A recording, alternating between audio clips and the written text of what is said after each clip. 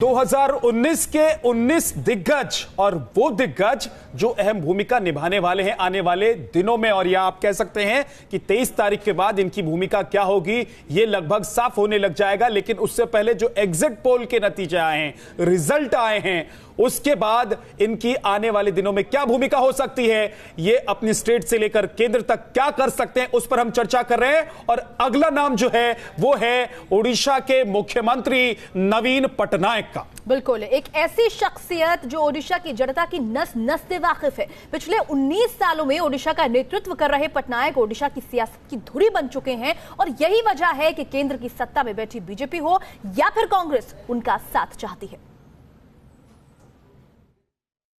नवीन बाबू ने बहुत अच्छा प्लान किया है।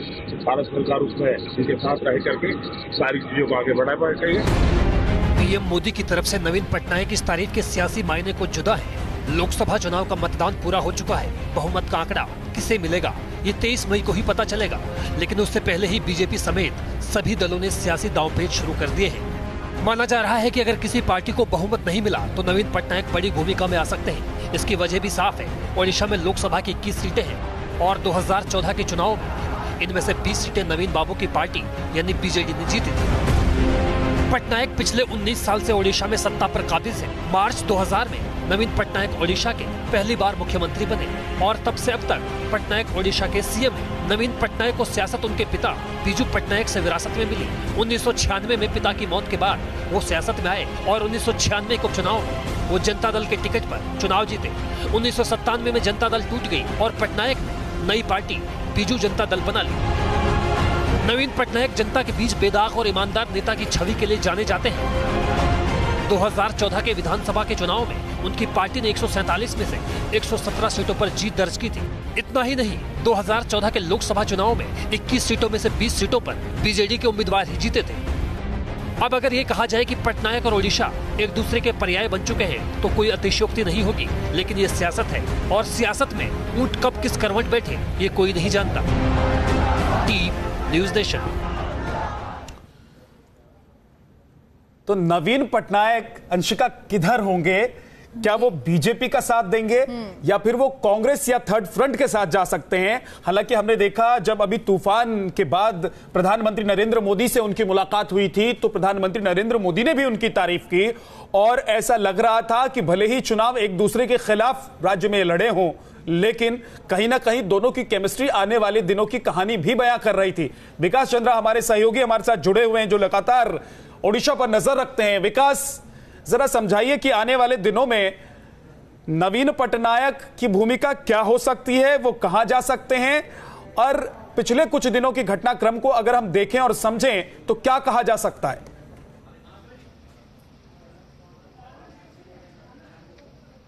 देखिए, नवीन पटनायक की अगर जहां तक बात है तो एनडीए में वो पहले भी एनडीए के साथ रह चुके हैं, इसलिए एनडीए में आने में उन्हें कोई परेशानी नहीं होगी। लेकिन अगर मौजूदा राजनीति की हम बात करें, अगर किसी को बहुमत नहीं आता है अगर 23 तारीख के बाद, तो निश्चित तौर पे बीजेपी उनकी पहली पसंद हो सकती है। क्योंकि जो नवीन पटनायक की राजनीति है, वो जिस तरीके का उनका टेम्परामेंट है और जिस तरीके के उनके बयानात आते रहे चुनाव के दरमियान, तो उससे साफ जाहिर है कि वो कांग्रेस के गठबंधन में जाने के बजाय बीजेपी के साथ जाना ज्यादा पसंद करेंगे। और बीजेपी भी ये मानकर चल रही है कि अगर मौका मिला, अगर जरूरत पड़ गई तो नवीन पटनायक कहीं और नहीं जाएंगे, एनडीए का ही साथ देंगे और आके एनडीए के कुनबे में वो शामिल हो जाएंगे। यही वजह है कि जब लोकसभा चुनाव चल रहा था तो बीजेपी कभी उनके खिलाफ बहुत ज्यादा आक्रामक नहीं हुई। हालांकि उड़ीसा में अगर लड़ाई की बात करें तो इस लोकसभा चुनाव में बीजेडी और बीजेपी में ही वहां लड़ाई थी और हर सीट पे बीजेपी ने उन्हें कांटे की टक्कर देने की कोशिश की। लेकिन अगर पसंद की ज्यादा आक्रामक नजर नहीं आई नवीन पटनायक के खिलाफ।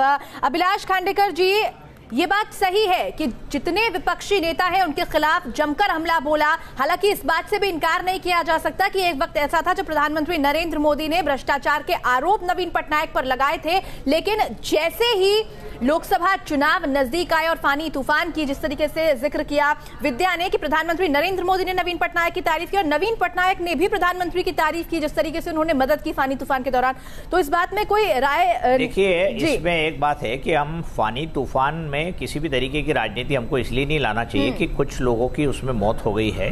लेकिन आपको याद होना चाहिए 1999 में जो तूफान ओडिशा में आया था उसमें 10,000 लोगों की मौत हुई थी।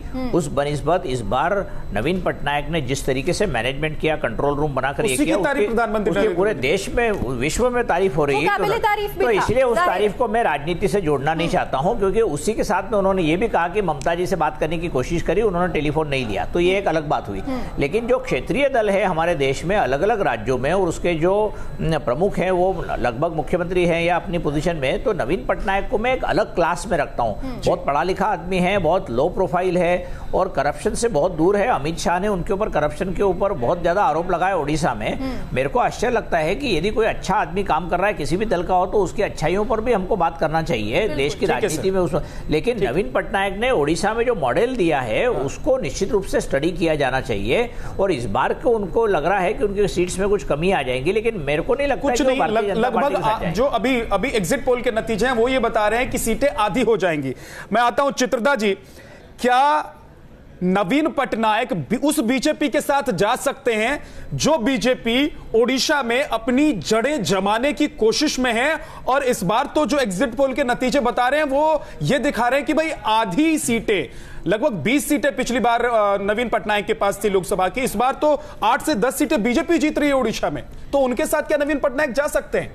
देखिए, पहली बात तो ये है कि नवीन पटनायक जी, उनका कोई ऐसा खास एम्बिशन हमने आज तक नहीं देखा कि वो सेंटर में राजनीति करना चाहते हैं, ऐसा हमने देखा नहीं।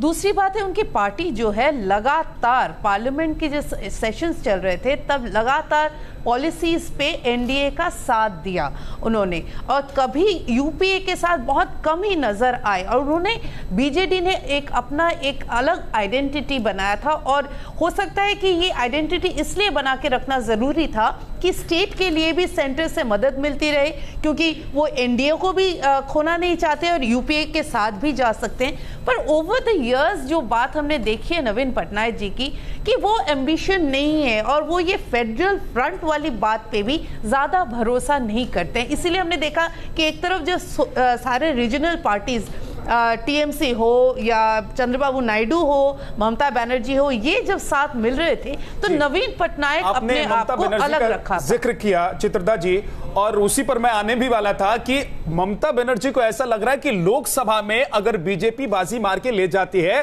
तो विधानसभा में भी दिक्कत बीजेपी कर देगी।